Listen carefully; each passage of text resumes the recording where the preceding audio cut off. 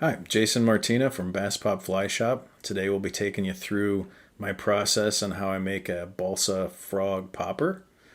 Sit back, relax, enjoy, and cheers.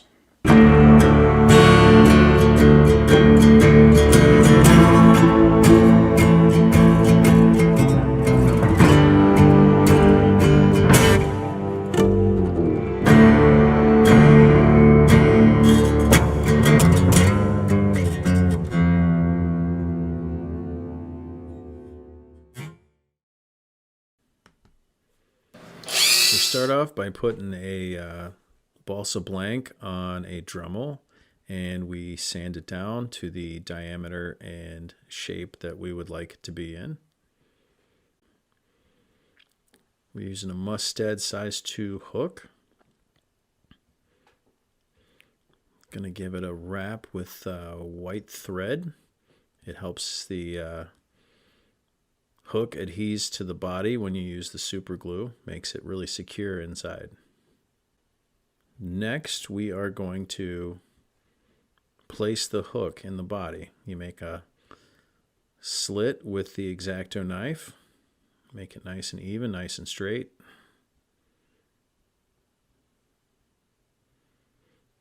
Then you are going to take some super glue. Make sure you get it down in the groove. Take the hook, you seat it, make sure that it is the way you want it. Then you're going to let it dry for at least an hour or two. After the drying session, you take some wood filler. Just fill the groove so that when you sand it down, the bottom is nice and smooth.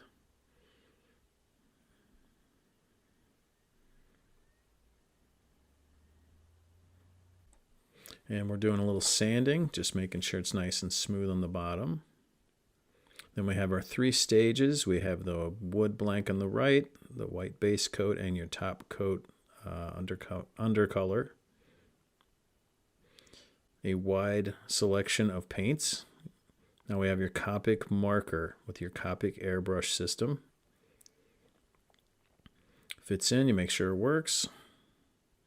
You put a little layer of mesh over top the back just to get a good pattern. Try to fade it down the sides. Take it out, you have a nice little frog pattern.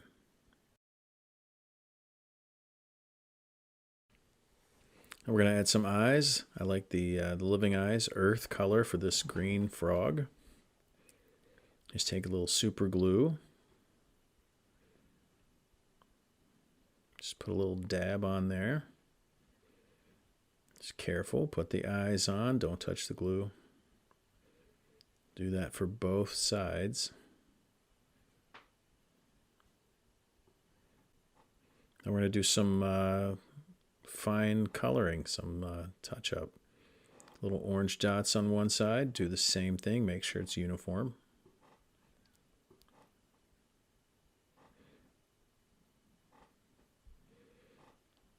And now just to add a little depth, we put some fine dots on top. Just to make it look cool. The fish don't ever see the back, but that's more for the fly tire, I guess. Add a little bit more depth. We add some black spots on the side. Bob Ross making a happy little frog. Happy little frog.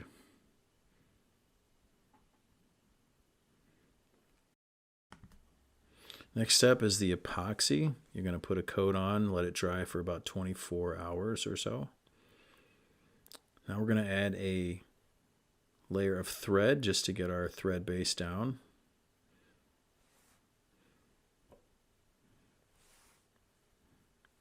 You're going to add in some rubber legs to give it a lifelike action.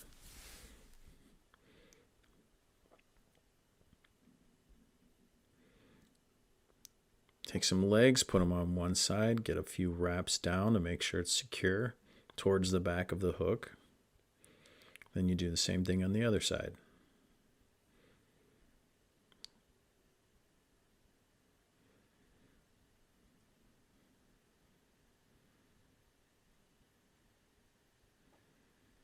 You take some fine marabou. I usually use 2 different colors for color contrast. Pinch it tight at the end. Make sure you're only using the ends. Wrap it down. Not too many wraps though, because you have to put another layer of marabou. Top layer of marabou is usually just a little thinner. You just want a touch of color. Then you take some hackle. Tie it in nice and tight. Wrap it up. Make sure it's nice and thick. It helps the tail end of the popper float. A few finishing wraps there. Whip finish. Turn it over, and now you're going to add some glue, some super glue. I add a couple of dashes of super glue just to secure the feathers and thread to the body. And then also right on top of the legs, helps it be more secure. You're going to take the bobbin threader, stick it through the hole that I pushed through previously.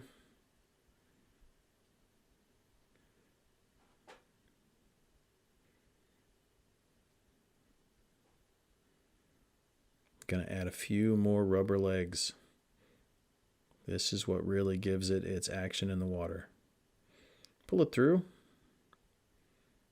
Easy peasy. And then you push it back through because you want a 3rd leg. Can't push them all through at the same time because it's too tight, it will break. Little trick, you pull, stretch the 2 that are already in there, then it'll pull through nice and easy. You release it, and it makes a nice waterproof seal.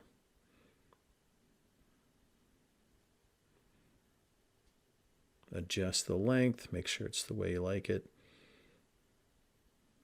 Little snip snip here. Then you cut the legs, make it look like a frog's legs hanging out the back, nice and long. And there you go, balsa frog popper.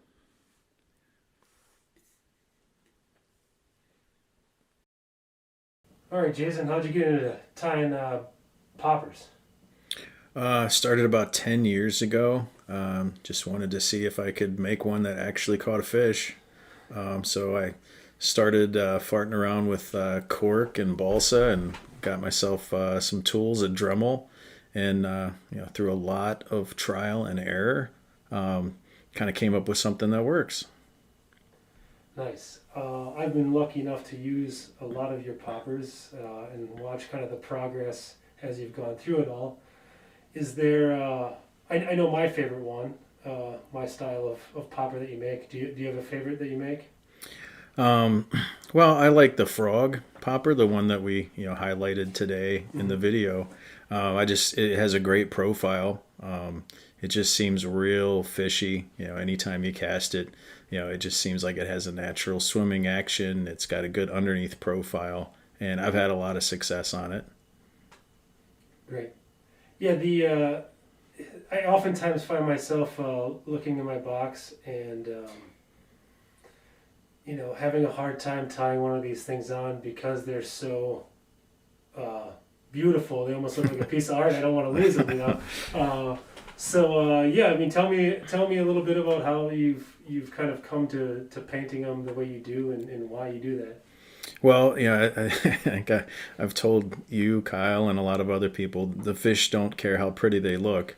That's more for me. I just enjoy, the art side of it, I guess. Just making them look creative and cool, and trying different color combos and fading, and for me, it's just something I really enjoy. Just an add-on to it, basically. Awesome. All right, folks, that does it for this episode of Drinking with Scissors. Thanks for tuning in, and be sure to hit that subscribe button to stay up to date with more Drinking with Scissors episodes. Also, do yourself a favor and head on over to blackearthangling.com to see all the awesome things we're up to. Until next time, cheers.